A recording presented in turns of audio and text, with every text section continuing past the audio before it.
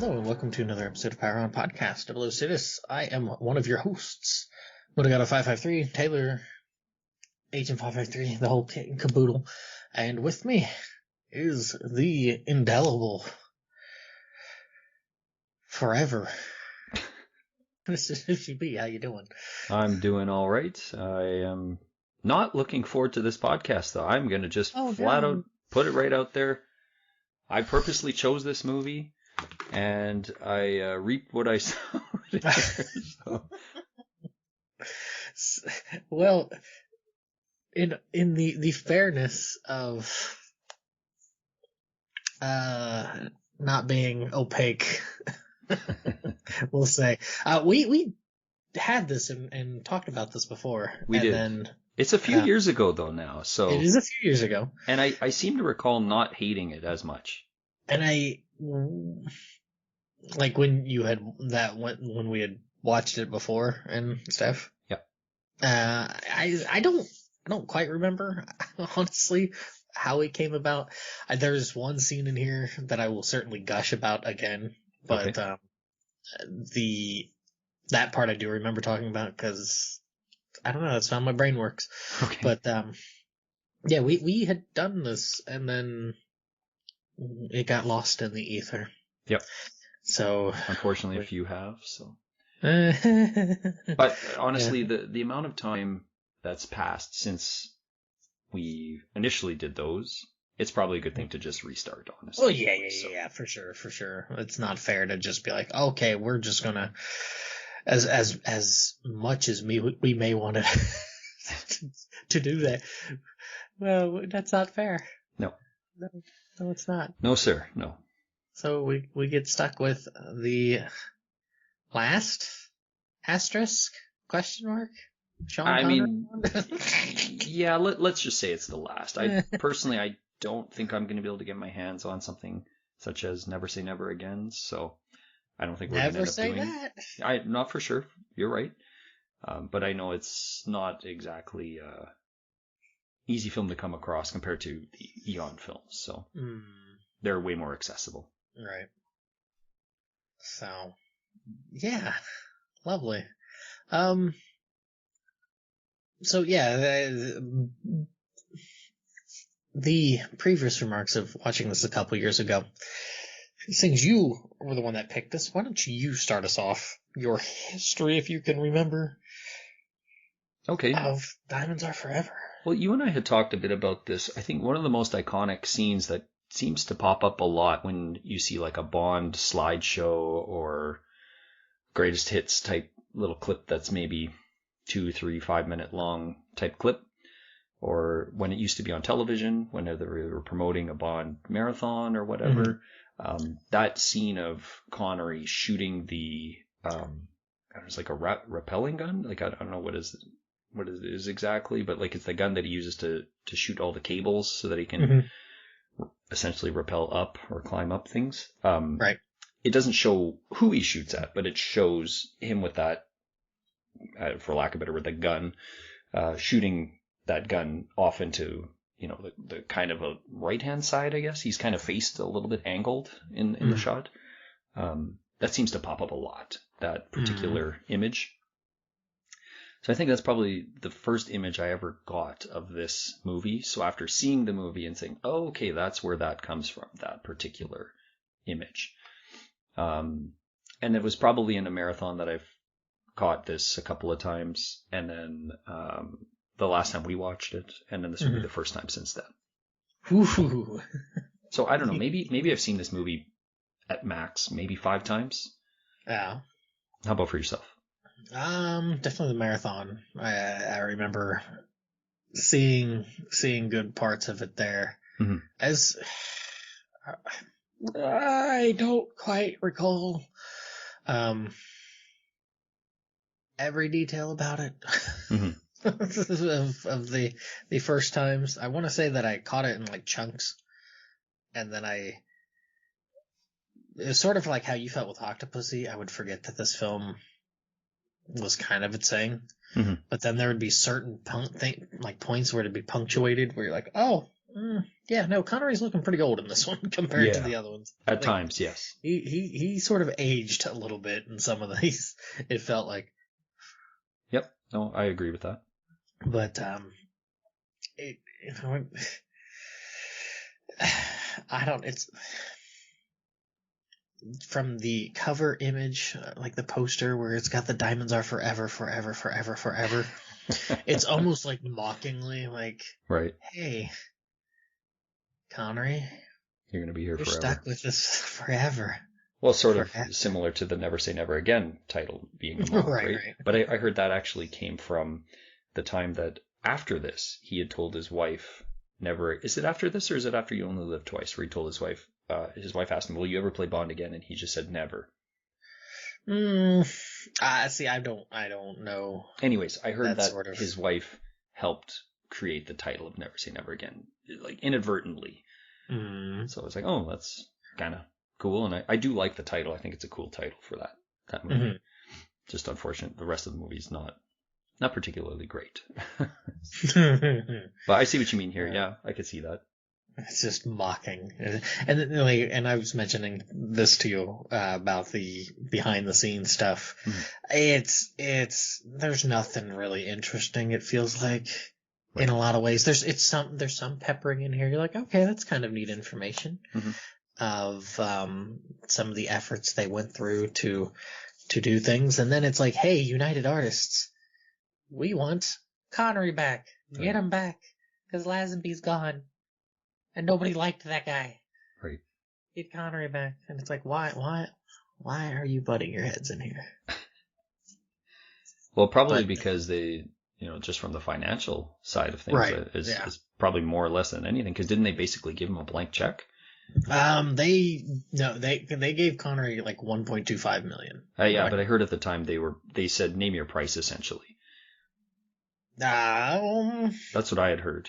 I'm not certain if that was like the exact thing, but they certainly went to town. Like they paid him quite the pretty penny. And didn't he donate a chunk of the money to his like a performing arts school or something? He has that that Scottish art fund that for artists that live in Scotland and stuff. Right. Which is, cool. Yeah, no, it's really cool. Like it went somewhere good. So that's at least that's what you hope, right? Let's just take it with a grain of salt that that's exactly where it went. So I don't think all of it went to it, but I would assume he did keep his word, right, and probably did support that foundation or whatever. Because it was his foundation. Yeah, like I'm assuming he must have put the money he said he did. So right. So yeah, for the behind the scenes, there was a little bit of talk about that. There was talk about how it was a bit rocky and how they had this movie. They had actually started it with an American actor. You're going to be like, we're all in with the guy who was in Psycho. Norman Bates character. Gavin. I can't think of his first name. Something Gavin. What is it? John Gavin? I don't know. So, yeah, they were going to use him, and then they brought in that Tom Makowitz guy to kind of Americanize it. And then they're like, "Hey, Connery's back," and then they gave Gavin, sorry, and he's like, "Oh, that's totally understandable," and then they paid him, and he's like, "That's even more understandable. I'm out." Well, wasn't this the one that they had asked Burt Reynolds and like Clint Eastwood, and they were all like, "Why are you asking an American actor to play this British character?" I mean, that it could have stemmed from that, but they were going, I don't know. They wanted to appeal more to that base because that's what was really popping for a little bit, and be like, yes. Not the Brits. The Brits are really stuffy people. Let's get down to earth like the Americans, because if there ain't more of a salt of the earth kind of people. Born of fire and tribulations. Well, good for those actors for turning it down, for seemingly from what I've read, for turning it down for those reasons, to say, you know, like it doesn't make sense for us to play this character. Especially, the Burt Reynolds one, for certain. Oh, wow, that's such a weird casting. Such a weird casting. Stop this. Smokey and the Bondit. Oh, that's bad. Can you imagine? Yeah. Oh, no, just Burt Reynolds would be such a weird casting. I can't even picture it at all. Yeah, no. Well, like I said, trying to get less stuffy. Mm-hmm. And then Connery comes back. And, yeah, stuffy. Yeah, it stayed stuffy. Kind of. This movie didn't feel nearly as stuffy as what it could have been. I to some degree I agree with that. You know, I was going to lead into this and say, you can look at this subjectively, objectively. What's actually good about this movie? And this isn't just to say, I'm not trying to just criticize and make fun of the movie. I said, like, what truly is strong in this movie? And I have a hard time picking out enough points to say, yes, this is a movie I would want to recommend. This would be a good Bond movie to watch. Shirley gives a good performance for an awful song. She does, actually. She does give a good performance. It is a pretty awful song. I mean, the hook at the end is kind of fun, but right. All of the stuff like that final hook piece with the diamonds are forever, diamonds are, is just, I don't know. I don't. Yeah, it doesn't really hit me. It's. I guess it's kind of weird that it's more of for Tiffany's. It's like Tiffany's theme song than anything. So it's just like. But this is an interesting theme song because this is. I know we talked about Live and Let Die, really kind of changing course on how a Bond theme might sound. This is probably the first to really start to explore that, because the other songs it's bouncing back to Goldfinger, I think. Sort of, but this one's got more of that disco feel to it, right? It's much more, I don't know, it doesn't have those 60s sensibilities. Like it's certainly got a little bit more of a groove to it and a little bit faster. I get where you're going. I guess I meant more in the sense of, here they are, getting Guy Hamilton back. Yeah. Oh, Shirley's now singing the theme song again. Okay. Initially it was going to be a Goldfinger twin.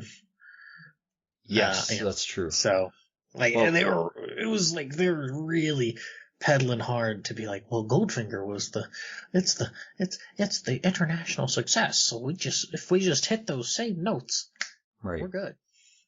Huh. So, you know what? I can kind of see a bit of that in this movie now that you're saying that some more. That didn't really strike me. Funny thing that you said about like Shirley singing the song here. There is another Bond theme that we'll get to when we get to that movie that actually sort of is supposed to be like a reimagining to some slight degree of the Goldfinger theme. Kind of, not really. I don't know. We'll get to that movie at some point. But bum, bum, bum, bum. Yeah, we'll get to that movie at some point. It's not that one, actually. The one before it? Yes. Okay. Yeah. But both of them, you could kind of see a vibe in both. Yes. But anyways, back to that point I was making, I do have a hard time drawing really positive things out of this movie, and I can imagine this has got to be somebody's favorite Bond movie. Everybody, you can talk to a million people, and at least one person's going to pick one of those Bond movies that you think is absolutely not, in the top 5 or whatever, and it's their favorite movie for whatever reason. Nostalgia, for the portrayal of Bond, whatever it may be. But I do think on the most part, this is on the back end for a lot of people. Not everyone, but a lot of people. And I don't know if it's, again, because Connery and the age thing, if it's the flow of the movie. This movie has too many psych-out things. It has I can go into so many details about the stuff I don't like. Well, it's like that, but it's like, they bring him back. Like, look at what happened with like Octopussy. They're so worried about Connery. Right. And this is the same sort of thing. It's like Right. they have this. They get Lazenby, and then Lazenby leaves, and They now panic. they're like they. It's not that they panic. It's because they had they had Gavin, and they were going through with it, and then United Artists steps in the way, and then they slide back into something that wasn't necessarily like Connery pretty much owned the shoes at that point with it, where it's like, hey, he's demanding this amount of he's getting this amount of money, this much money. He's talking with the people who wrote it and changing dialogue for everybody else but his own. Kind of thing. Like he's going on golf. Like he golfs a whole lot. They're on the Vegas Strip, so you have a whole bunch of gamblers not knowing if it's day or night, like because they're gambling all the time. In other words, you're saying there's a lot of problems with the production of this film. A lot of stuff going on.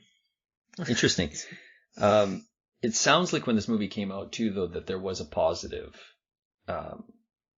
What's the word I'm looking for? Like it was initially thought of as a good movie, but I think as time's gone on, things have reversed. Whereas Honor Majesty's has gotten more sort of attention of being a strong film, and this has really got pushed down the list. Yeah, I don't know, like.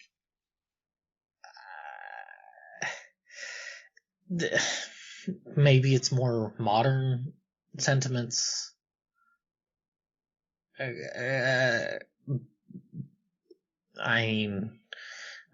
do have the weird way they portray Mr. Wint to Mr. Kidd.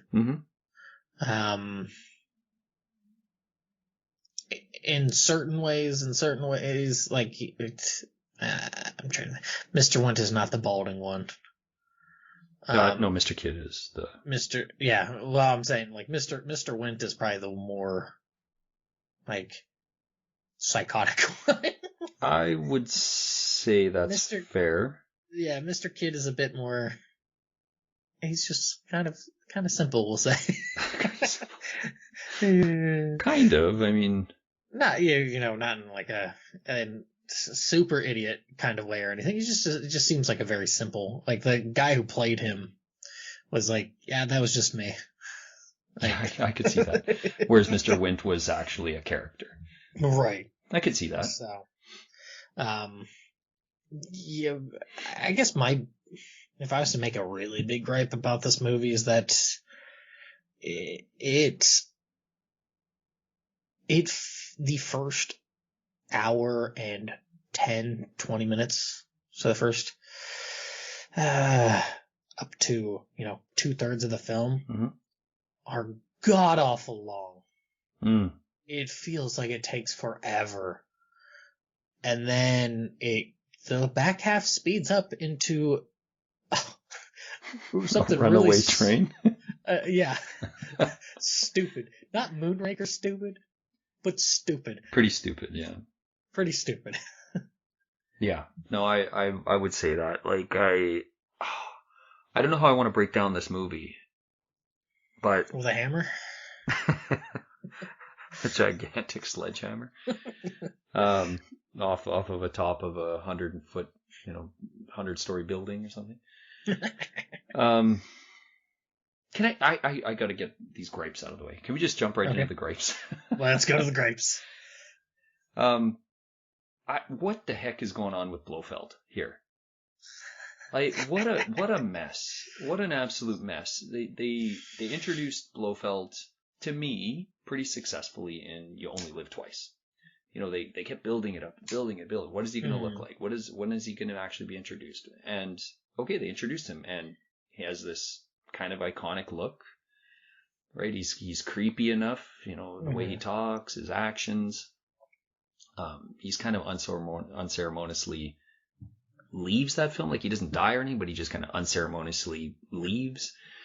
And then we switch to a completely different actor who was in You Only Live Twice as as a completely different That character. was the plot twist. Henderson gets stabbed in the back, and he's like, Henderson was actually Blofeld, and we didn't know it. He was a clone. A clown, maybe.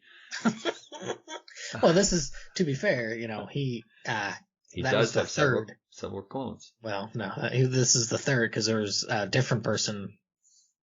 Telly Savalas played him in On Her Majesty's. So, that's true. Yeah. So, yeah. Okay, so let's say that was the fact. Okay, if they actually tied that in and said, do you remember when you were in Japan and you met Henderson? That was actually me. They could have done something and have been like, oh, okay, at least that explains why it's the same actor. Mm-hmm. It's a cheap way of doing so, but at least it does explain it. Right. Rather than, just 5 years later, 2 films later, it's now the same actor. It's Charles Gray. Right. But it's just, there's so many psychos, right? He gets killed in On Her Majesty's, right? That's the idea. He's supposed to get killed in that movie. I guess he probably got killed in You Only Live Twice when the volcano base explodes. I guess, right? It doesn't show it, but I guess. Just that imagery. Oh, man. Volcano base. And then in this movie, he dies twice on screen and seemingly a third time. It's just that third time. The third time is just so stupid. It's fantastic. It's like shaking this little submarine, and he's like, "Hey, stop it!" And then it doesn't show him. It doesn't show him again. It just shows the thing drop to the ground. He's almost like, I almost feel like, did they model the Emperor Palpatine after the Charles Gray performance? But do it. It's. By the way, I don't like falling down the internet rabbit hole, but there's some guy on YouTube that literally walks around his city dressed as Palpatine, and he just bothers people. It's pretty funny. Oh no. Yeah, he'll just walk up to a little kid at a crosswalk about to push the button. He'll be like, "Do it. Do it." Jeez. Yeah, it's pretty funny. There was one of him shopping in Target. It's just, cool. It actually made me laugh because it's just so. And he's got the full facial makeup, so it's pretty creepy looking, right? And he's got the full hooded garb. He went to some event and they're like, "What are you wearing?" "Oh, this old thing. I've had this for years."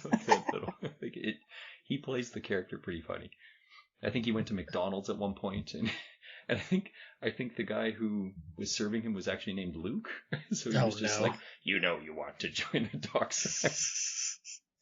I had more fun watching that than this whole movie. Well, that's not fair. No, it's not. This isn't a comedy. This is just maybe a comedy of errors. It's a comedy of many errors. But anyway, so like you said, just thrown away several times. Yeah. The repeated deaths, because there's 2.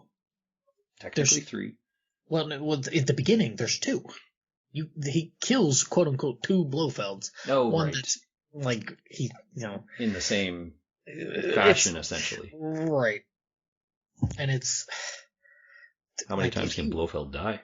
Right. If you just got rid of that and just, I don't know, had it be like a henchman or something, that would have been a little bit better. Right. But that whole opening is awful. Just from it's awful, yeah. The audio seems really off. He's it sounds like he's recording it from far too away from where the camera has placed, or something. The boom mic is not close enough. And there's some discrepancy that really throws me off. It's choppy. It's bad. And it's super quick. It almost looks like they filmed that at the end. Connery looks completely checked out that entire sequence. Tell me I'm wrong about that, because he totally. Remember when he started to put his hand in his pocket to pull out his gun, and he just kind of does this sort of lazy hand gesture of "oops, you caught me" kind of thing. He just looks so bored. I've heard a lot of people say, "Oh, he looks so bored in You Only Live Twice." He looks even more bored here to me. He just came back for the money and that's it. I mean, there's a few scenes where he looks engaged, for sure. But for the most part, it just doesn't seem like he's that interested to be there.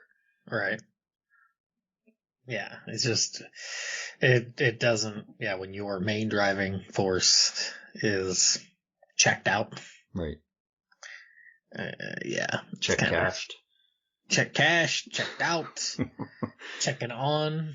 But so we get Blofeld. He gets killed at the beginning. Then he gets killed, just over halfway through the movie.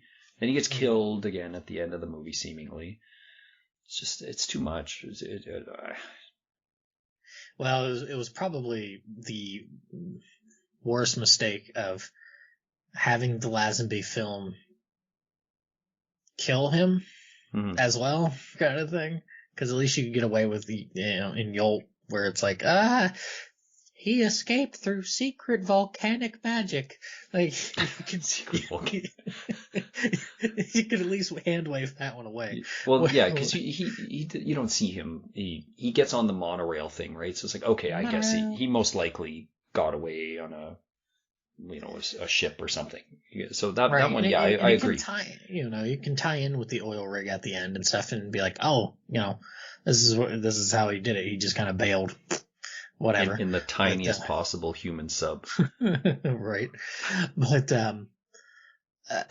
yeah, having him die there in Lazenby's film, it just, and then having him be killed, like, I think if you got rid of that opening the way it is, with him, maybe dunking, the problem is that then it forces Bond into doing this simple smuggling route, like getting into dealing with the simple smuggling thing.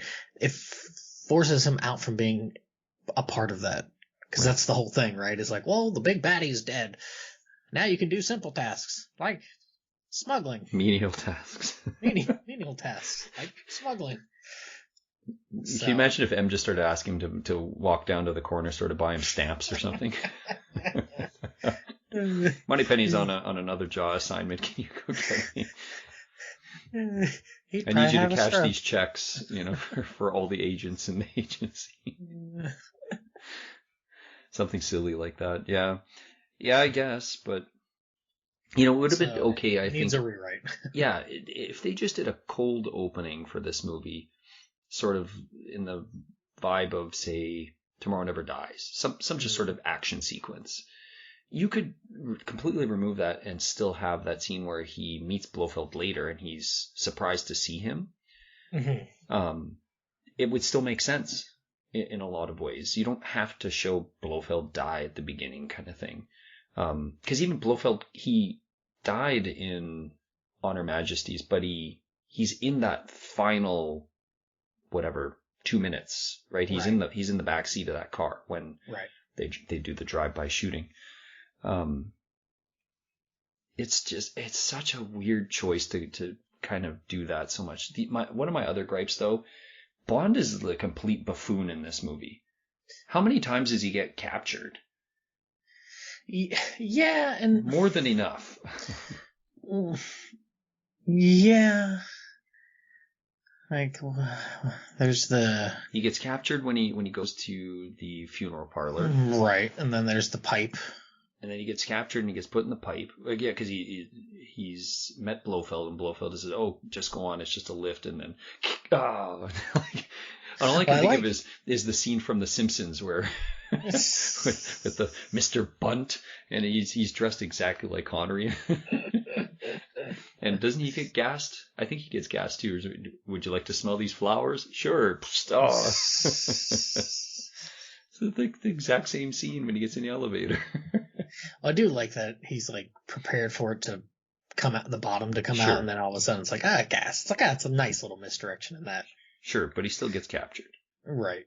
Yeah, and then at the end when he just rolls on in, like that, it's so like he allows himself to get captured because he's been captured so many times. It's just so awfully like bad in that regard to where you're just like, what are you doing?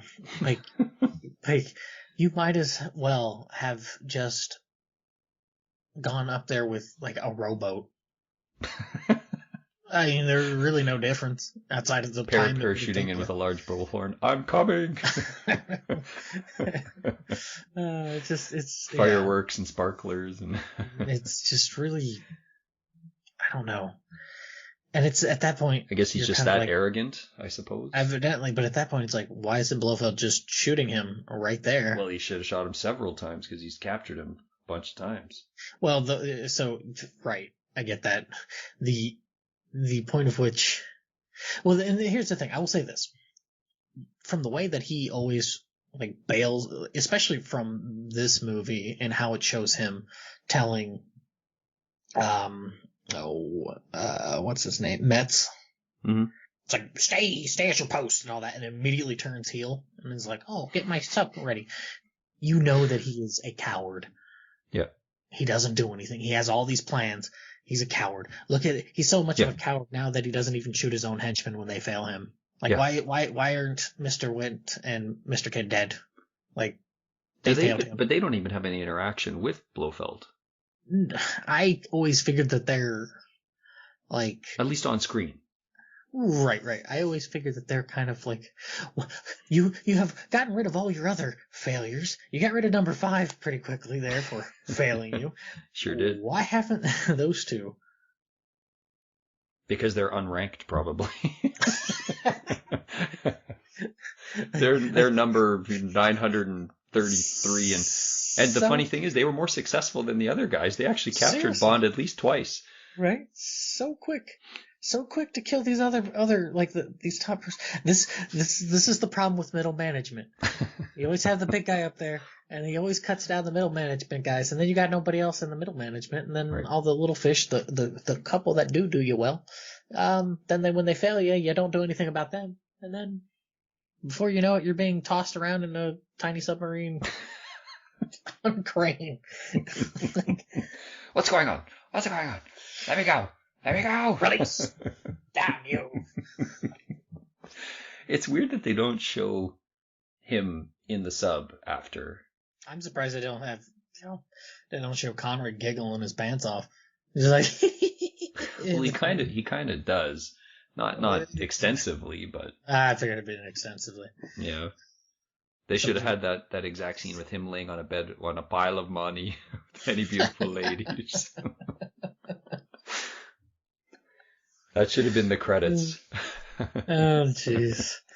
Yeah, but it's just say, silly. Bond just seems really incapable in a lot of moments in this movie. Well, there's a bit of a naivete in From Russia with Love as well. Yes.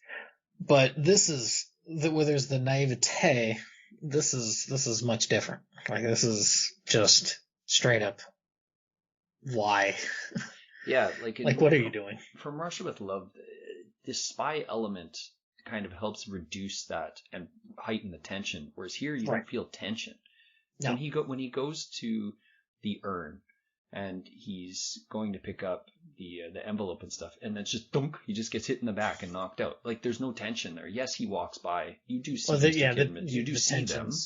All of But the tension seconds. and there's no heightened music. There's nothing to really indicate that they're going to come right at him at that point. It's just dumb. And then the heightened tension of being in the coffin, and then suddenly he just walks out, basically. It's a good song that's playing. It's a really good song, yeah. Getting burned alive, but then. But is he? There's like a little puff of smoke that comes. Right, but I'm saying, if they would have just nixed that and just had them there, and then there was no interaction, that would have been a much better move to make. Right. Like, you're just like, oh, and they didn't do anything. They came out of nowhere. Well, that they just. Oh, that they just stood there and we'll let them go by. Yeah, and they're just tailing him. That would have been better, much better. But instead, they clock him on the noggin ish. Right. Judo chopped him with the urn or whatever. It's just like, and then they pull him out to be like, "Where's the real diamonds?" And you're like, shouldn't you just have left him there, right? Or at least have a gun on him instead of just letting him waltz out? Yeah. Yeah. It's funny. They're pretty effective at their jobs until they meet Bond as well. Right. The guy who gets in the helicopter and blow him up in a second. They're more than willing to kill. Right? Right. I They even love the killed the guy. granny. I love the guy with the what is it? The scorpion? Oh, at the beginning. The acting is just like, Like, oh. the acting's on. There are several people that die that way in this movie. It's pretty amazing. One of the like takes that they had, he like shoves the scorpion in the guy's mouth instead. Oh, that would have been pretty brutal. Well, that's what they were like. Yeah, this is a little too brutal, I think. Well, it probably looked really fake because I'm sure it was a rubber scorpion. It's better than, but still, when he's just like, it's pretty silly. So what's another thing that you absolutely hate about this film? Tiffany Case is terrible. I'm sorry. She's got to be one of the worst Bond sidekicks, Bond girls, whatever you want to call her. The concept would be fine. The concept, but she's so inept. One minute she's the smartest person in the room, the next second she has no idea what's going on. And it's back and forth. It's constant. One minute she's super intelligent, has a really good grasp on things. The next minute she's incapable of lifting a finger. Mm. Look at the end of the movie. She sits there while Bond is getting choked out. She's just like, oh. E! Yeah. E! And it's like, you do realize he's getting choked and about to get literally skewered. So.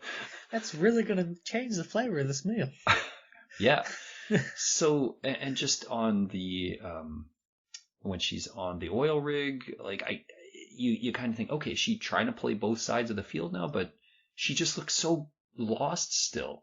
I get the tape changing thing. Cassette in her butt. But... Well, yeah, okay. And I get the tape changing, like she didn't see the switch. So that part I can forgive, right? Like I understand that. And I do like his line, like, you stupid twit. Yeah, you stupid twitch. Yeah, you stupid twit. Yeah, I like that part. But just there's so many moments where you just, what is going on with this character?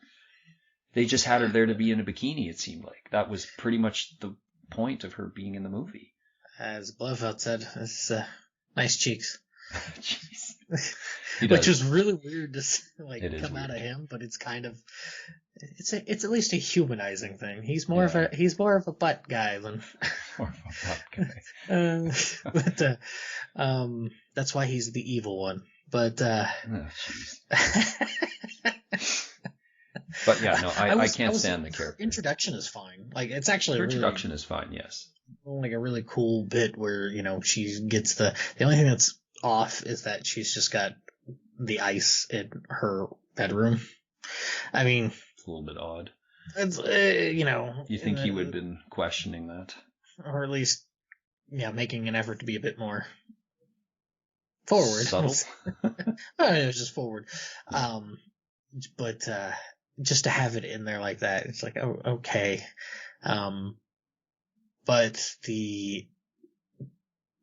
where he realized what she's done, I do like that little bit where he's like, something smells off with this, and then he smells and then sees and he kind of chuckles to himself and just plays along with it. I really like that. I was like, that's a cool little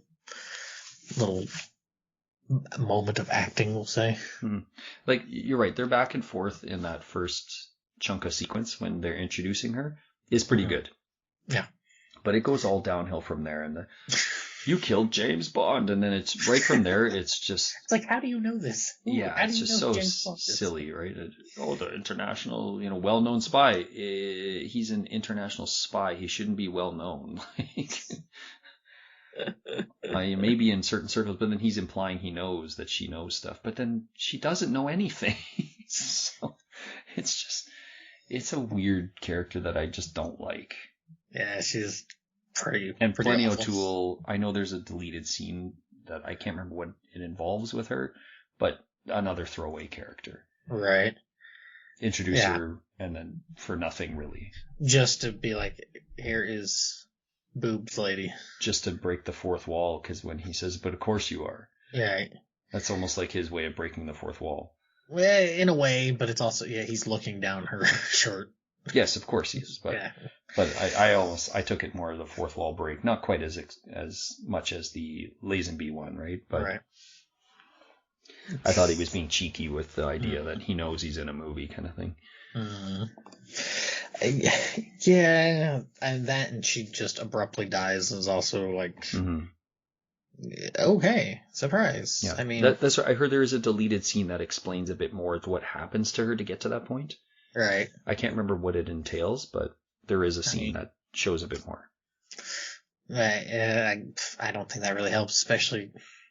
It's kind of similar to the death with she has a ridiculous strawberry. Okay. In Quantum, where it's like it's really abrupt, and this character's only been in for just all of 3-4 minutes. Kind of like the lady in Casino Royale as well. The one that rides in on the horse. I can't remember the name of the character, but it's kind of abrupt that they just suddenly find her dead in the hammock. Yeah. Especially since Bond went and killed her husband. Right. So either he made a call in between there or something, I suppose, is what's happened, but it's pretty abrupt. I just thought she was just going to be out of the rest of the movie. Right. After that point. But yeah, there's just a lot of pacing issues. There's a bunch. There's still a bunch of other things. You know what? Funny enough, Mr. Wint and Mr. Kidd are points actually I like in this movie, just because they are so weird and they're so weirdly interspliced in the movie that it kind of intrigues me that they just come up at points. Oh, we're now back to the adventures of Mr. Kidd. Mr. Wint and Mr. Kidd. I like it. Like the Mr. Kidd's remark about, Tiffany, she's very beautiful for a woman. And he just gives him the death stare. You son of a bitch. Yeah, he's got that death stare on him, and he just laughs. Yeah, their interplay is quite fun, actually, just because they seem like the odd couple in so many ways. And I know they're implying seemingly that they're in a romantic relationship, I assume. Right. I assume so. Right. Based on that quote that you just said. That just how they're just weirdos, period. They're just very as henchmen, not based on the relationship, but just, I guess their working relationship. They're just kind of weirdos. They're just very sterile and just in a social sense. They're just a very distant kind of psychopathy. Yeah. To them that you're just like, oh boy, okay. Well, I forgot that Bruce Glover plays Mr. Wint, and that's the brother of what's his name? Crispin Glover, who's in Back to the Future. And they play kind of... Who's Crispin Glover? He plays George McFly, Marty McFly's dad. Yeah. So I don't know if does it run in the family to pick weird characters to play? Because his brother plays a lot of other, that movie, is it Ben? The movie with the rats or the mice that he's in? And then he's in Charlie's Angels as that, what do they call him? The Quiet Man or something like that? He plays a lot of kind of out there characters. And it's this character is also quite out there in a way. So it's interesting. But I do like their final scene in the movie, not so much the deaths, but just Mr. Wint, saying all the French words, and I kind of like his, he plays a little more cultured compared to Mr. Kidd, but then he gets caught on it. Right, with the wine, not knowing that. I don't know. Some wine is something. That's a claret. It's I can't remember the name of the wine, but it's a claret, and he says it's a Rothschild. Right. 52 or something. It is a claret. It should be served with a claret. It's we don't have any clarets. This is a claret. Yeah, I don't know what that means, but that's just a type of wine. So right. But and then the aftershave comment. And... Yeah. That was. I do like that, because that kind of ties into the, earlier with what I'd said about with the Tiffany thing, where he has that scent of something from there. Right. Because he's able to taste these things very well. The sherry comment was, that's another thing I don't quite get. Oh, yeah. I don't know much about sherry. I'm just kind of okay, sure. What did you say? Something sherry doesn't age or something, Liam? It's I don't know. It's something about how it's not from a certain The year days doesn't or matter or something. whatever. Right. Something, But yeah. it's like, well, it's paired with this thing and whatever the hell. And I don't Right. know. Yeah, Like, you lose me real quick on that. I'm just like, okay. But what it does is establish that, yeah, he's got really good taste buds. And usually with that, probably a good olfactory gland going. Give him the sniffs. Yeah. That's usually. But it took him third time's a charm to figure out whose aftershave that was. I smelled this before. Well, but that's because it broke in the trunk. Right. When he's getting dumped into the pipe, and that's Right. when he And smells. then it does He has that comment to the rat about, or the mouse about, one of us smells like a, what does he say? Oh, what a is little that? rank or something? A tart handkerchief or something like that? That's right. Sorry, old boy. It's me. And that's when you start getting into Roger Moore campy territory on that one. Yeah. There's like a, sorry about that. No There's problem. there's a wonkiness to it that's just like, Yeah, this is on the fringe of, like, I could have seen Roger Moore in this movie. Yeah. Like this is another changing of the guard type movie. We talked about what's it called? The Living Daylights being as well. Getting away from that, and this movie is starting to get into that era. Yep. And so it's not quite there yet, but it's starting to teeter towards that. And I think if you had more in this movie, I wonder if I would enjoy this movie a little bit differently. It might not. I would say Roger Moore. It might not conflict so badly. Perhaps, yeah. So, yeah. You said you had a very specific point, though, that you wanted to gush about. Oh, that's the climbing of the building. Okay. It is one of my favorite scenes in the Bond series. I don't know why. It is a very simplistic scene, but it is just so smooth. I love the shots of him on the top of the elevator, even though it's like looks far cool. Off, and it's just something really, really cool about it. And then it's not doing anything complicated, but just every time I see that, just the knot in my stomach tightens and pulls so much when he jumps off of there. And I'm just like, pretty tiny wires. Never in my life am I ever going to do anything like that. No. Yeah. No. I'm good. I'm fine. I'm cool. No. But I do like it. It's a cool little contraption. Where he's hitting into the building and then hitting another one. There's just something methodical about it that's really nice. And then just going through it. So is that screened in the background? I would hope so. I don't think anybody. Well, I just didn't know if it was it a low scale model that they were doing that off of, and it was actually like, or was it just screened in the background? I am not aware. I'm not aware of, like, I didn't see anything about that, so I'm not 100% certain. Okay. Because if it's screened, it probably helps a lot that it's at night. So it doesn't, you remember like in Dr. No when he's driving in the car in the back and it looks terrible. Right. But in this case, because it's night and you just need basically some field lights for, implying the casinos out and about around, it looks good. It looks really good. Like it looks clean. Yeah. There's just, it's just, I don't know. It's, like I said, it's really basic in what it's doing. It's not really going out of its way to be over the top. It's just a really tight scene with some cool shots. Yep.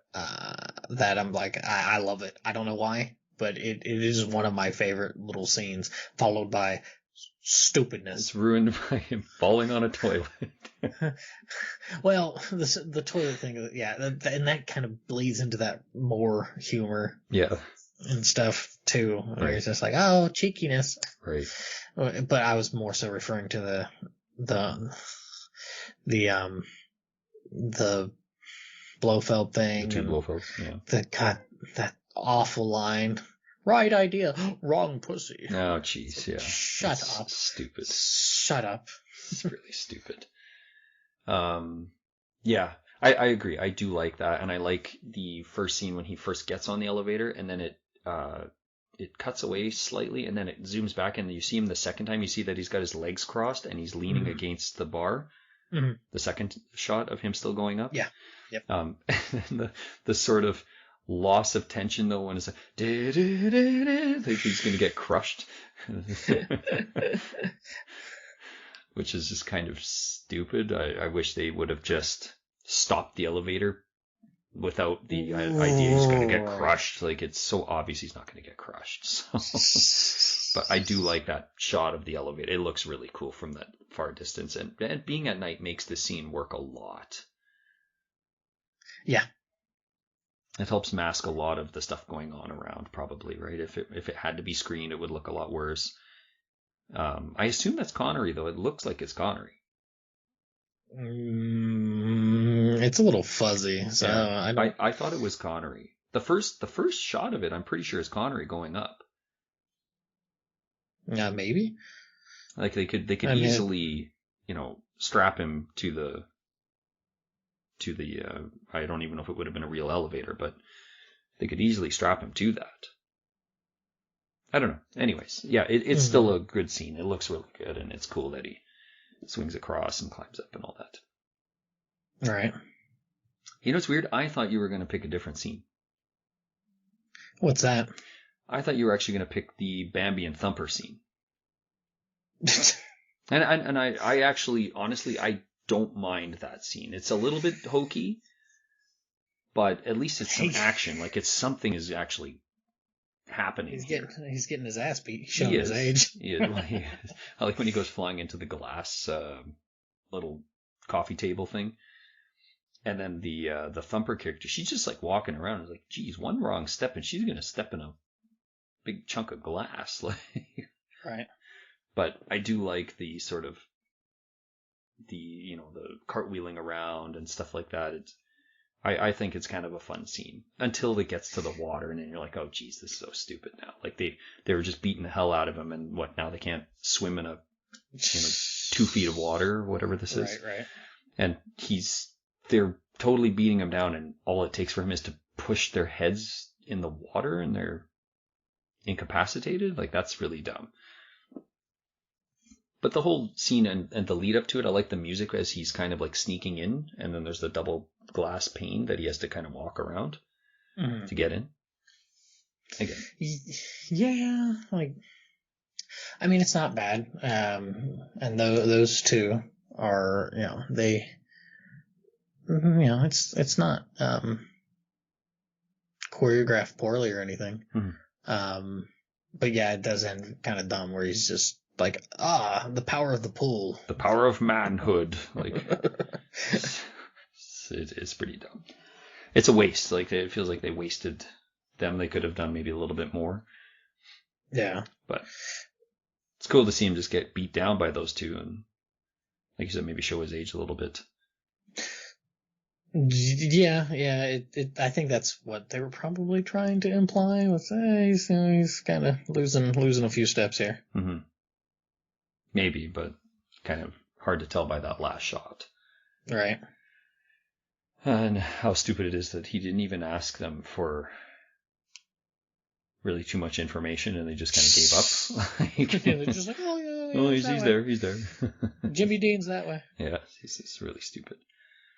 But yeah, that's one scene I do find at least somewhat amusing, and I like the sort of like body language that they're using, especially Thumper. She's kind of like, it's not quite martial arts, but she's, I don't know what it is, but it kind of like gymnast. Yeah, something like that. And it adds at least something to, they could have just walked up, kicked him in the head a couple of times and walked away or something, but it just kind of adds a little bit of a funkiness to the whole sequence.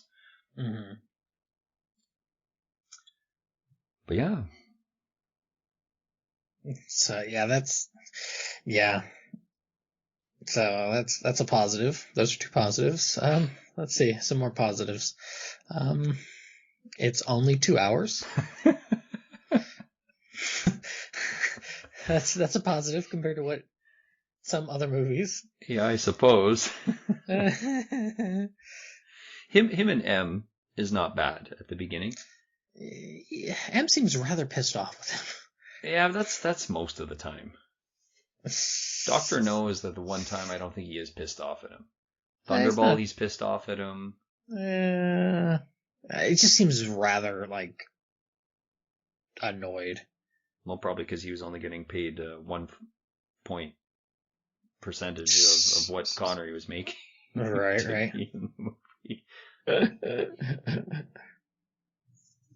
I don't know. I kind of like I don't know. I like it a little. I bit. like Moneypenny being out and about. That's like being at the toll booth.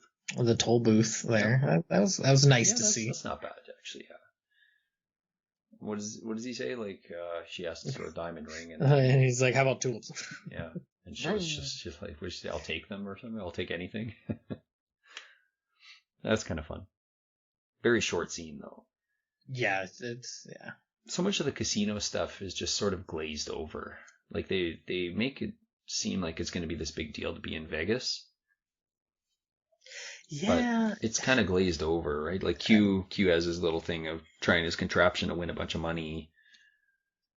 But that's kind of it, other than chasing Tiffany around the hotel and the casino.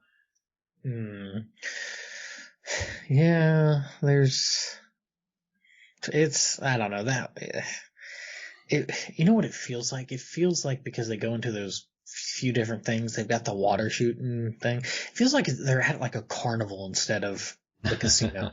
A circus? Yeah. Yeah. Well, I mean, I get it's the circus casino, but right. It just doesn't really jive very well. Mm-hmm. What did you feel about the car chase on the strip and the parking lot? So parts of it aren't bad, and again, I like that it's at night. Yeah. Were there any other Bond car chase scenes at night other than Goldfinger that I can think of? Goldfinger.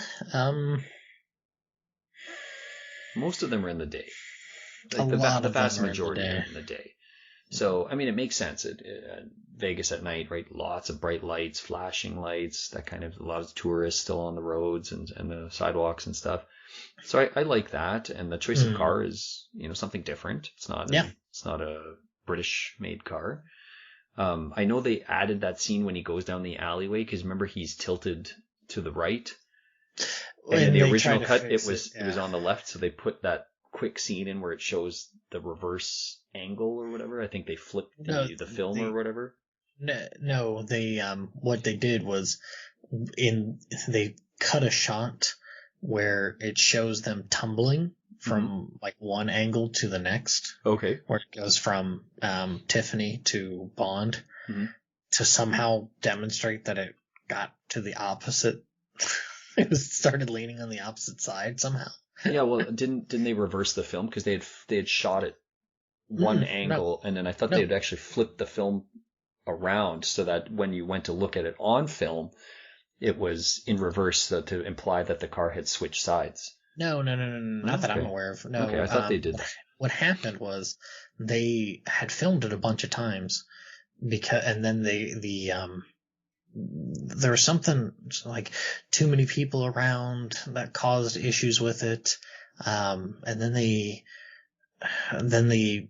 American stuntmen couldn't replicate it, so they brought in some French stuntmen to replicate it. And the Americans had done it at one point, but then I think it was because there was just too many people or something that they didn't use that film, or they turned the wrong way or something. And then the French did it, but that's when they were they did it with the wrong set of wheels. And so, but they're just like, well, this is what we got. So, yeah. But I'm talking about just the added scene that they put in, not the actual car where they zoom in on Bond and Tiffany's face. Is that what you're talking about?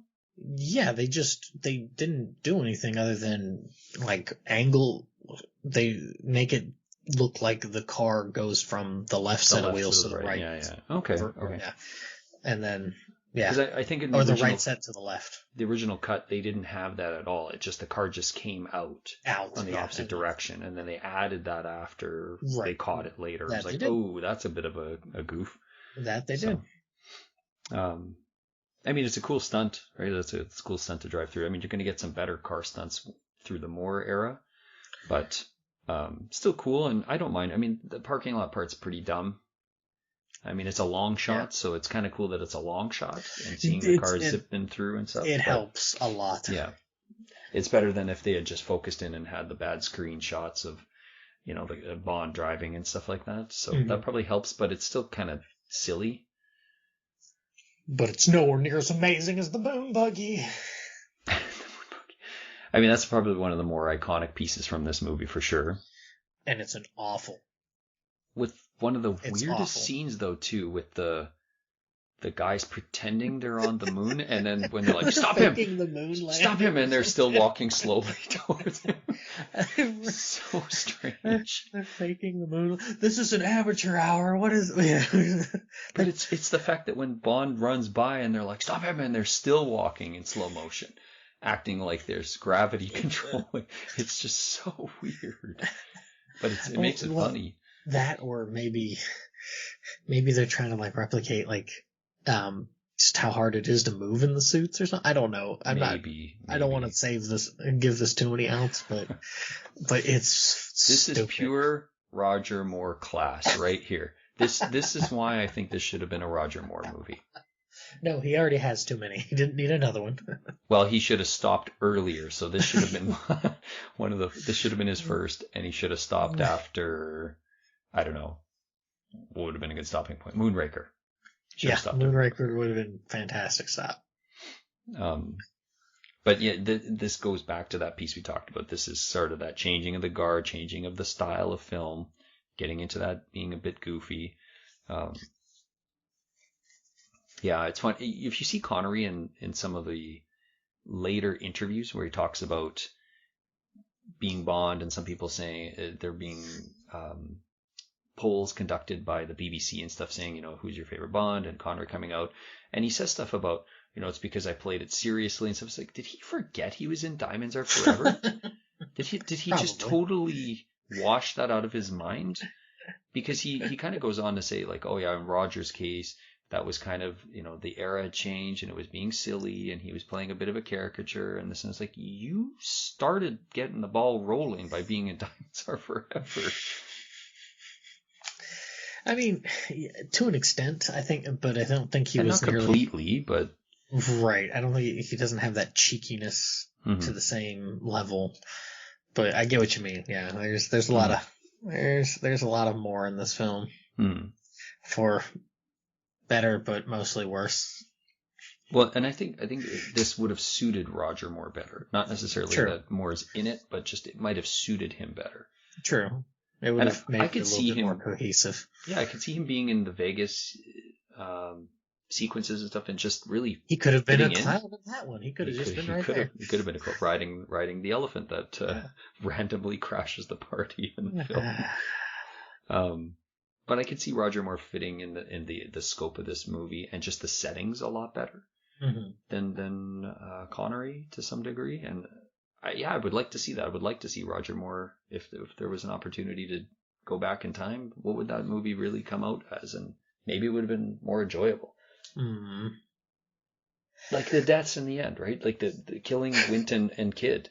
Those totally feel like deaths you would see in the Roger Moore era. Yeah, he leaves the shooting up to Tiffany, and right. Boy, that would have been a really bad decision had there not been helicopters firing. You mean when she falls off? Yeah.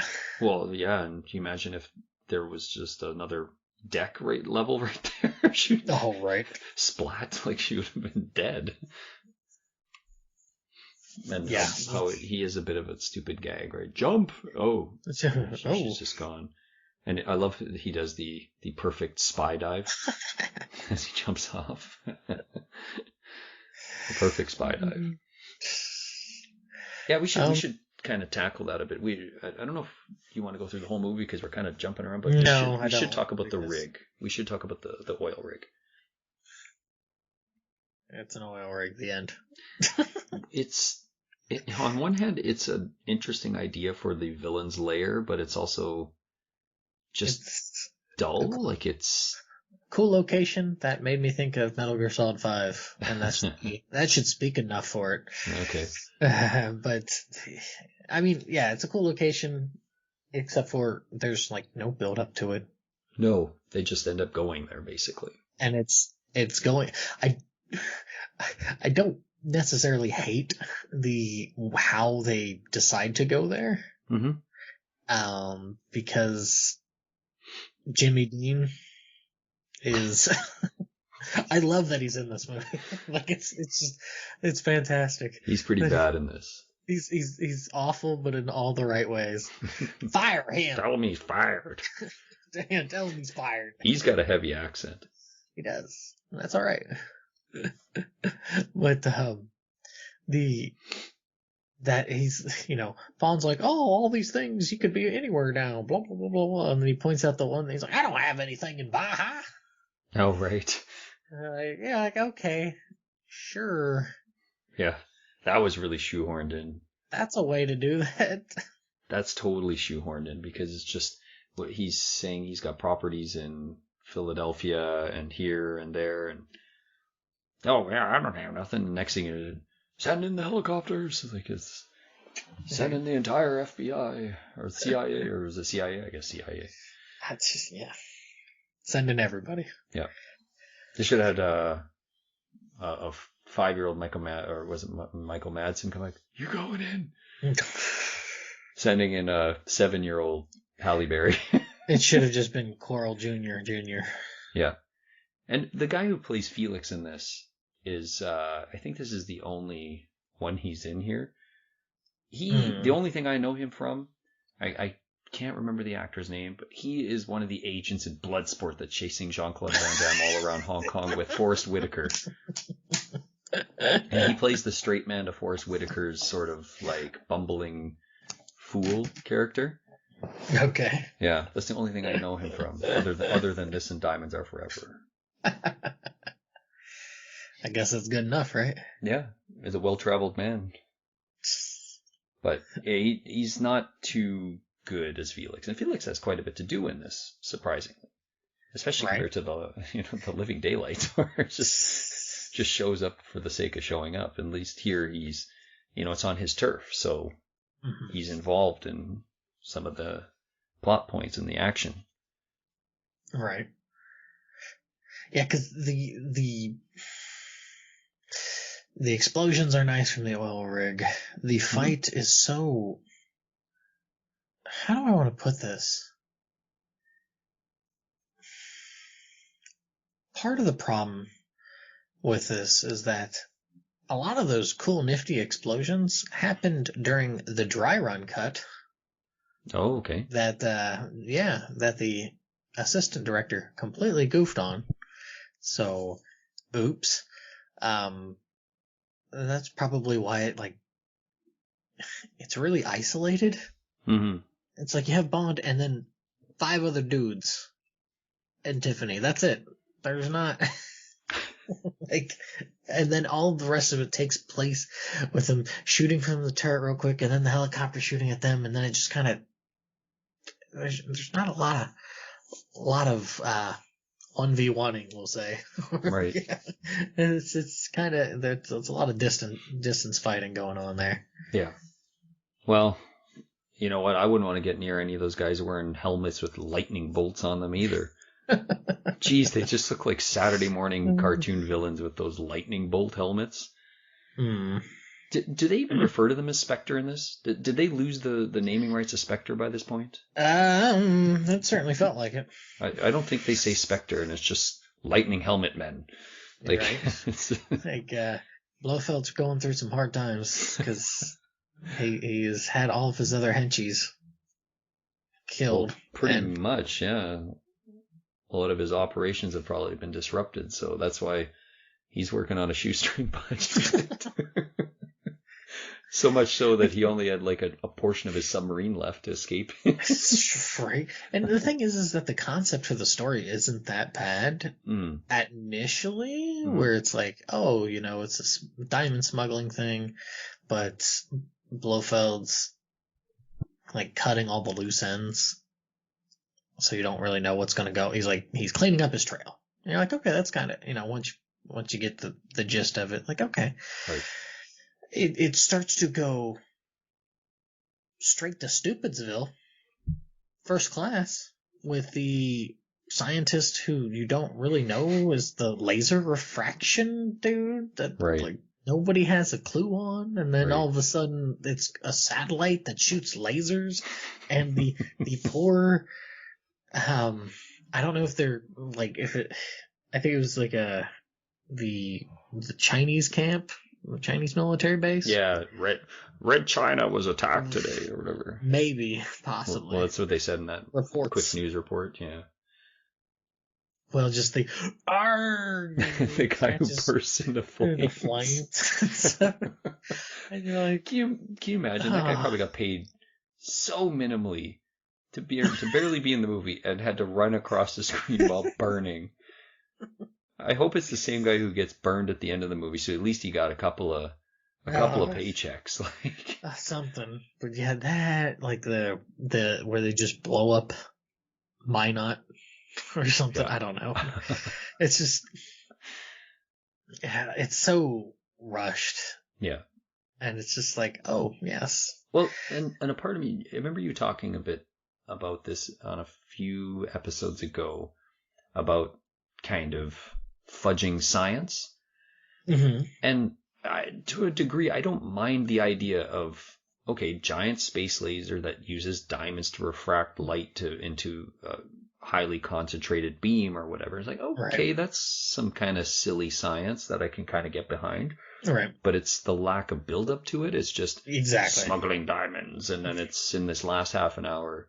Oh, where's this guy come from? And oh, okay. So that's what they're used for. Well, that's fine, but it didn't really. Die Another Day kind of does the same thing, right? They take basically the exact same plot piece with the space laser and the diamond mines and all this stuff. It's essentially the same plot. And there's kind of no build up to that kind of either until quite over halfway through, at least, right? When they introduce the Icarus or whatever. I would say this is probably done a little bit better in that not necessarily this, like, it's done better in one way where you just have the smuggling aspect going on and you're following that trail. Right. And then I think what happens with Die Another Day is that they try to like pass it off to the psycho space laser, and they fumble it through there. Or here they just kind of like throw it. Oh, I thought you were going to say more so that Bond actually fights the space laser in Die Another Day. So if flying through it is certainly something that I'm not too keen on, but I would say that one's there's a little too, they're both frenetic films, but where that sort of frenetic nature goes throughout all of Die Another Day in a lot of ways. This one at least just kind of goes on rails and be stupid. Right. I guess I'd say that. Like, it's just, but no, I didn't even think about that, how just pretty similar they are outside of what their targets are. Right. Well, and I would say on that front, I probably appreciate Die Another Day from the sense of the laser is very much focused on one, objective, and that's to go through the DMZ. Whereas this, it's just, I feel like blowing up Kansas today, but no one will get the news for 6 weeks. Talk about a backhanded. No kidding. Yeah. Nobody will know if it's. I guess he forgot Superman's from Kansas, so. Whereas this is just sort of, it's kind of thrown in at the last second of, oh, maybe I'll blow this up today. Maybe I might do this. Maybe I'll warm up my my chicken salad with space laser. I don't know. But Die Another Day, there was a very strong intention, right? It's like, I know why I built the laser. It gets goofy, of course. It's like the plane almost burns out, or should have blown up in the space laser. But the idea was, okay, he built this thing very specifically to destroy the DMZ, and he could use it for other things after the fact. Yeah, I think I guess my issue then is the Two-Face face off. Yeah. Genetic thing. I think that kind of like, yeah, it's interesting in that regard and stuff, just kind of playing with science, but it detracts, is I guess my thing. In this movie or in Die Another Day? In Die Another Day. Well, because this movie's following a similar plot, though, right? You've got I know, but it doesn't. Clones and twins and. It does. Yeah. Wow, these movies are. I never thought about it till we're talking it out. Maybe I do like this movie more than I realized, because I don't hate Die Another Day. maybe that's why you're just upset, because you're like, I just watched this film. Like, maybe. Why are we coming to this revelation? An hour and a half in. I don't know. Wow, I think I've got almost a randomly newfound respect for Die Another Day for basically just stealing from the other movie in the franchise. It just plagiarized itself. That's really weird. Yeah, because you've got the weird clone thing going on here, which is essentially just a face-changing thing. Huh. And it's kind of misdirected, right? Like, you almost think, are the diamonds used to make the clones, or somehow? Was that what this is here? That's what we needed. And then in the other movie, diamond-plated Blofeld. Yeah, they should have. If I don't know if Charles Gray was still alive at that point, but they should have brought Charles Gray back for Die Another Day. Good evening, 007. And they could have called him Henderson, just to confuse things even more.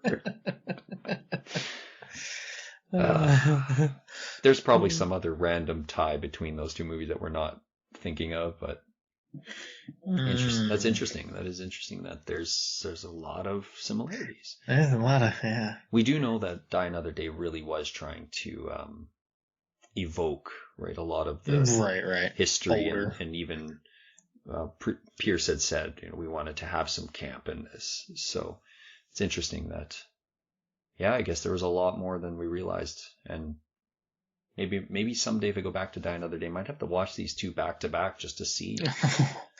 I don't know if I could. It's going to be a hard 4 hours. There might be a lot of Vesper martinis needing to be consumed. Next time I see you in person, we're going to have to do this. Oh boy, yes, that's what I want to be spending. A little time. Quality time. Say, hey, let's watch these back to back. Waste their time. Yeah. That's funny. This is actually really funny to hear that those points come up. Wow. Yeah. I don't know. Like I said, I think there's just. Look, you get the reclusive billionaire flipped into the eccentric billionaire. There you go. Right. There's another tie. Like, I mean, It's not exactly, but it's still sort of that. He's no Jimmy Dean, but it'll do. I don't know. I think I'm gonna have to sit that out and think a bit more of these, which is just the curious nature of that is. I mean, Bond doesn't get captured. Well, no, Bond gets captured 150 times in this movie. So. Oh boy. There's a void for Mr. Wint and Mr. Kidd, though. There's no equivalent really in. Yeah, or not. Yeah. Nope. Interesting though. That's funny. But. Goodness. Oh boy. Where to go from there? Oh, I will say this. Bond is really appreciative of most of Q's stuff. He's like, oh, that's a really good idea. That worked really well. Good job there, Q. He's really giving him good support this time around instead of just kind of dicking off and just like, whatever. Yeah, that is weird because he's got the voice amplifier or whatever that is, right, for the telephone. And what was the thing before that? There's the fingerprint. Oh, yes, the fingerprint that he puts on the cup, and he compliments him there again. Yep. Those are the two that I remember. I don't remember. Those might be the only two. I just remember that stupid mousetrap clapper thing at the beginning of the opening scene. So there's like, oh, I got his gun. Is that not just pure Roger Moore? Like somebody was watching Tom and Jerry when they wrote the scene? I forgot about the mousetrap thing until you said that. The specter of Moore looms large. Yes. And isn't there like blood like running down the guy's hand and everything? Oh, yeah. And it's just like 4 fingers are in a little trap thing. It's just, oh wow. It looks like a cheese grater. It does look like a cheese grater, actually. Yeah, I forgot about that. That's so dumb. Like why did you just get like electrical shock or something? Like, why would you walk around with a cheese grater-sized mousetrap in your inner pocket?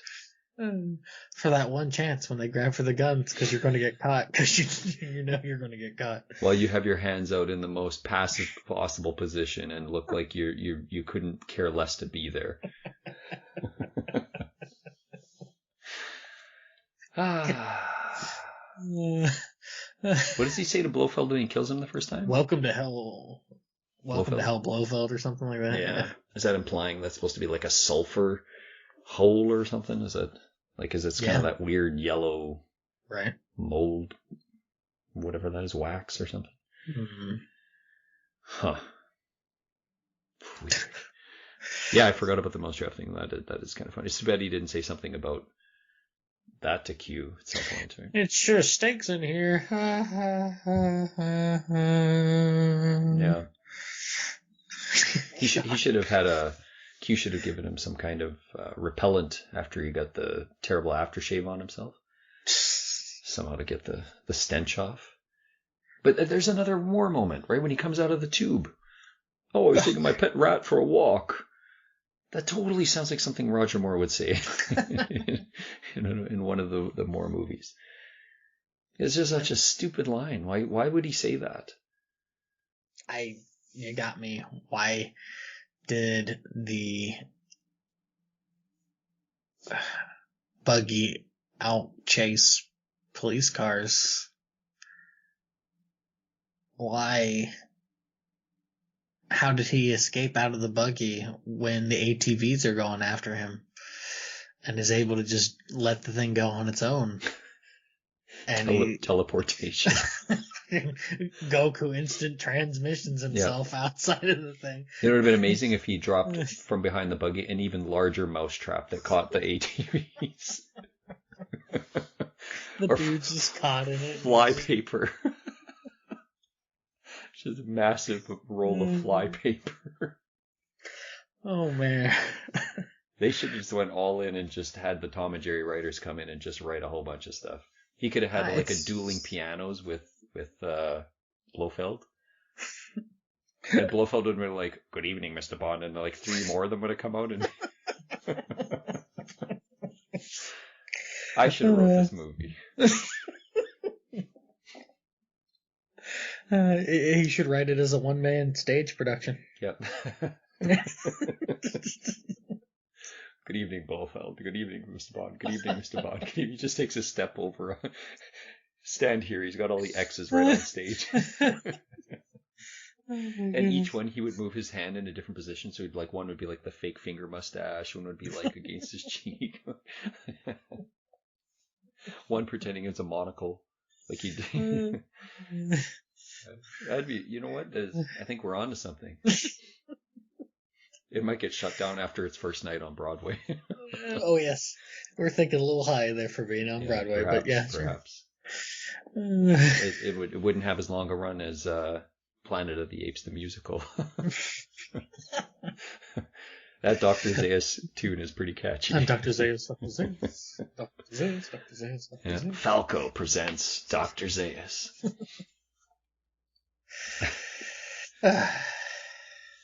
Can we get rid of this? Is there anything else? No, I think we've poked all the Swiss cheese holes that we could possibly out of this movie. Like I said, there's a couple of things I like. I do like the Bambi and Thumper sequence. I do like the Mr. Wint and Mr. Kidd. They're just kind of so different than some of the other, especially up to this point for non-Spectre agents, since I don't think they could use Spectre in this. Oh, we forgot one little scene. Yep. That I wanted to bring up real quick. Elevator fight. Oh, yeah. It has the we'll say coarseness of the train fight. It does. But wow. Like I don't know where I want to go with that, because outside of it, just it's okay. Two big guys fighting in a tiny elevator. Mm-hmm. Not a lot really to kind of go with. No, I mean, it has the level of kinetic energy that makes it okay. It ends a little goofy, and then that's where you get the goofy, you killed James Bond. And it's the way that she finds out that it's James Bond. The Playboy card, like another stupid product placement thing. So stupid.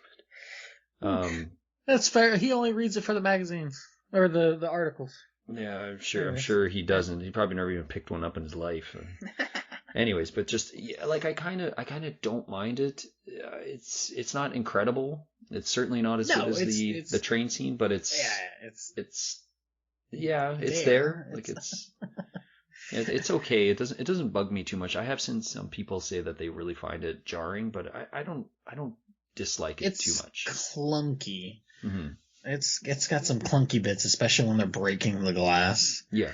You're like, come on, dude. Like, are you like just kind of stretching the peck out? What what are you doing? Like, but the start of it is okay, right? When the tension could have been drawn out a little bit more, I think. where he's kissing himself. Oh, jeez. What? How is that not in a Roger Moore movie? I forgot about the kissing himself scene. And twice in this movie, Connery pretends to have an accent. First time he pretends to, I think he's supposed to be Dutch. Oh, right. Yeah, or German. Yeah. Dutch or German. Or Dutch. Like, which floor is it? Whatever. I speak English. Is the fourth floor? Yeah. I speak English. Or whatever. And then what's the other accent he does? He does, what is the scene he does? There's another part where he pretends he has a different accent. You got me. I don't really remember. I don't remember that. I'm drawing a blank. But there is another scene where he pretends to have another accent. Are you talking about where he like impersonates that scientist when he's like going through and he's like, oh yeah, I'm Harry. What's his name from G Sector? Yeah, maybe. Isn't he pretending he has an American accent at that point? Maybe. It must be that point. Yeah, it must be. It must be that. Or when he introduces himself to the Harry guy, like that Harry scientist.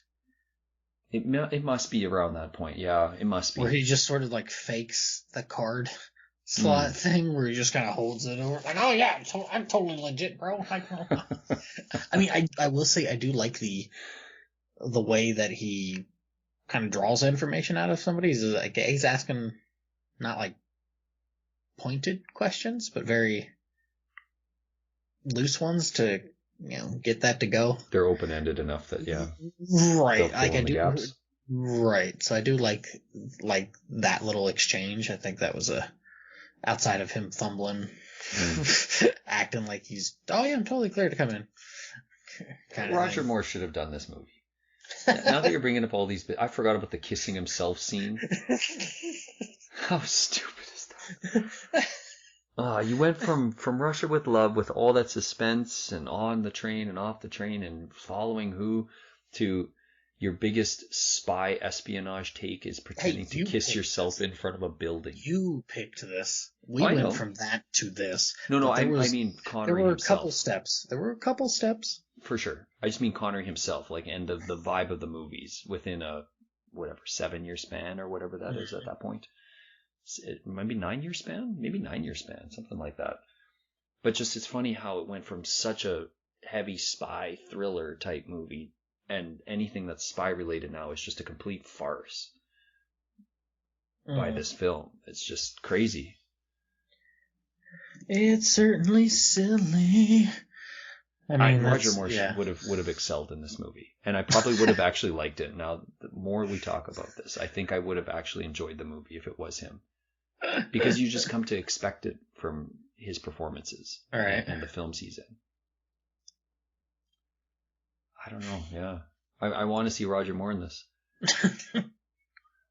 Maybe someone can do like one of those deep fakes. Put Roger Moore in it. But you'd have to have the his voice. It'd have to be everything. So that's a lot of work. It would be a lot of work. Might be worth it. Oh no.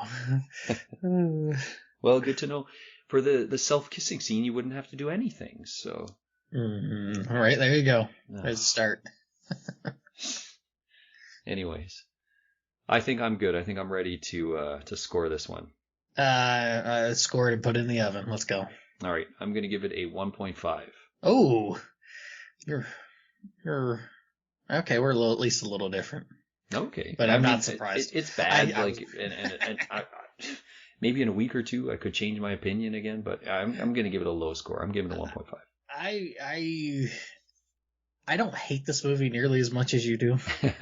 And I was watching it yesterday, thinking I could do so much more in this 2 hours. But it's not. I don't know. We may have been softer on it that first recording that we did of it. Maybe. I just don't remember. I think we were. I think our scores were higher. Well, at least my score was higher. And I think yours would have, mine's not really going to change, I don't think. I think I'll give it like a 2.5.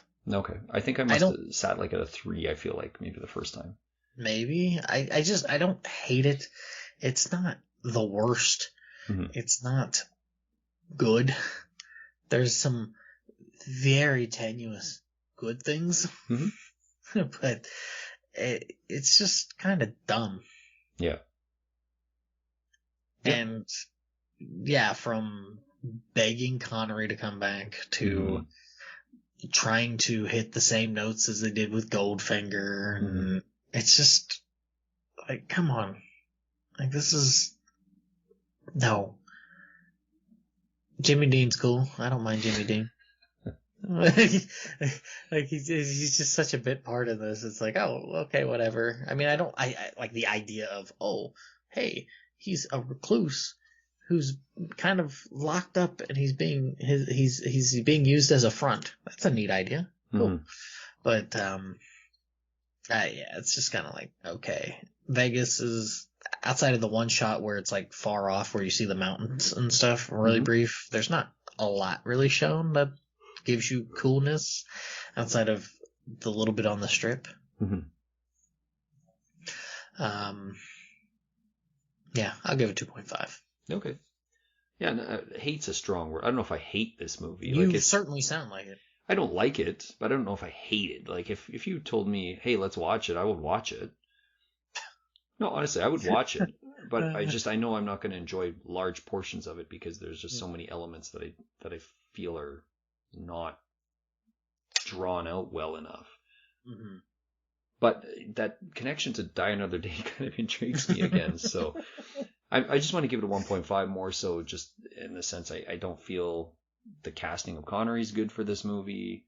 And there's so many silly things that it just doesn't really fit his acting style. And it's almost like he's trying to shoehorn himself into parts of these bits. And he just looks so disinterested in lots of parts. And it's just not a strong movie, really, on the whole. Like a lot of it. Thank you, United Artists. Yeah. Good try. But and it's funny you brought up for Guy Hamilton. Seems like he's kind of a 1-2 punch One good one, one bad one. One good one, one Right. bad one. Right. So I know there's 2 of those films we have to see still, but I think just Yay! from memory, I'm pretty sure that one is good and the other one is not so good. So. All of the memory. But yeah, that's it's up to you now. What do you want to take this Bond? You have forced my hand. I am going with the other bad one. Out of spite. Out of spite for you.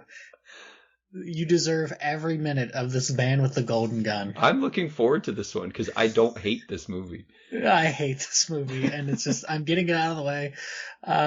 Before we started doing this, Yeah. didn't I tell you I had borrowed this movie for like 6 straight weeks and I hadn't watched it because I had borrowed it, and then like 2 weeks in, you were like, you and I kind of started talking about maybe doing this again, and I was holding on to it, and I had to take it back. I was from a library, I took it back, and I checked in on it, and it's still at my closest location because I borrowed this movie like 2 years ago, and I think it stayed at that location for 2 years. I'm the only one to take it out. Yes, Guy Hamilton, you will get to show us your other horrible movie. That and Mankiewicz. That's a movie also we lost the footage of for too, because I know we did that one. Yes, this is another one. But, yes. Retreading ground. Yes. Well, it'll be your turn to complain and gripe about. Exactly. About everything except for, like, the location. Yeah, the location is good. So the couple of locations, I guess. But. Right. Well, I sure am, boy.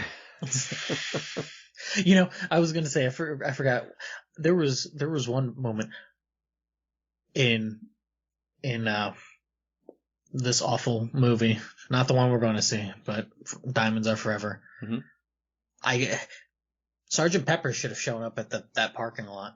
At that, like, I was waiting for him to show up, and I know he wasn't in the movie. But I'm like, this would have been a perfect part to have this Yahoo show up. So they could have had him in maybe even a non-speaking bit, just because. Well, no, just more so because his role is so much larger in Live and Let Die. Right. And it seems like he's stationed in that vicinity, that if he was in Vegas, it would be more on a joking cameo, kind of like in Golden Gun. So it's more than a cameo in Golden Gun. But yeah, it would have been funny if he did sort of just see him like on the strip and he said, "Dang, slow down," or something like that, with his hat stupid on, with his big grungy guitar cigar that he had. Yeah, he certainly could. I mean, it's set in the States, so. Yeah. I didn't realize that. That's 2 Bond movies in a row that were set in the United States. Didn't think of that. Hence probably why they went so far away after Thailand and Hong Kong, like just to really remove it from something completely different. So now for something completely different. Yeah. Okay, well, Man with Golden Gun. Man with Golden Gun's next. Pew pew. All right. And from the both of us, if you did like this movie, sorry that we kind of ragged on it more than talk about it like we normally do. we kind of just took shots at it. But you get the gist of it. And if you do like this movie, tell us how absolutely wrong we are. And if you don't like this movie, well, tell us how wrong that other person is for telling us how wrong we are. Anywho, that's it. That's it. The end. We will return.